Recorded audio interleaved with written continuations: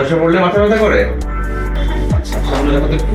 তবে একটু লিপস্টিক থাকো, ছোট্ট বড় করো, সরে থাকো। এই যে এই পাশে, এটা কি? তেও নাই কমেও নাই, স্থির আছে।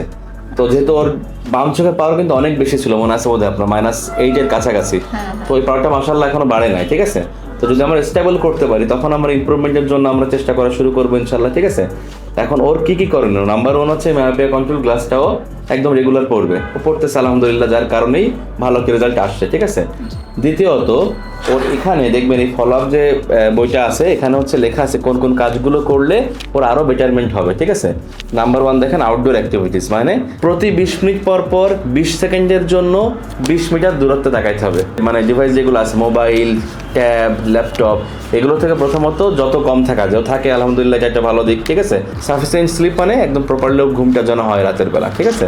তারপর হচ্ছে গুড রিডিং পোস্চার, মানে হচ্ছে মানে কিছু বাচ্চা দেখবেন শুয়ে পড়তেছে, ফ্লোরে বসে পড়তেছে, এমন না। তারপর হচ্ছে অ্যাম্পল লাইটিং, মানে হচ্ছে আপনার যে রুমে পড়াশোনা করবে ওখানে যেন পরিপূর্ণ লাইট থাকে, অন্ধকার রুমে বা খুব বেশি আলোর মধ্যে যেন পড়াশোনা না করে। আর হচ্ছে রেগুলার আই চেকস, এটা তো আমাদের সাথে আপনাদের কথাই আছে, আমরা রেগুলার আই চেকটা প্রতি 4 মাস পর পর ইনশাল্লাহ করবো, ঠিক আছে?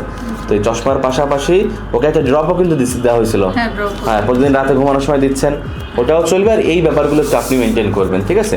ইভেন আপনিও সব সময় প্রতিদিন রাতের বেলা, আমি যতদিন না বলবো 4 মাস মানে যে 4 মাস পরেই আসতে হবে ব্যাপারটা এরকম না। আপনি আজকে যাওয়ার পরে যে 4 দিন পরে প্রবলেম ফেস করেন, চলে আসবেন, বুঝতে পারছেন? হ্যাঁ, জোয়া কেমন আছো? আলহামদুলিল্লাহ ভালো আছি। এখন কেমন লাগে তোমার চোখ? ভালো। আগে কেমন ছিল তোমার?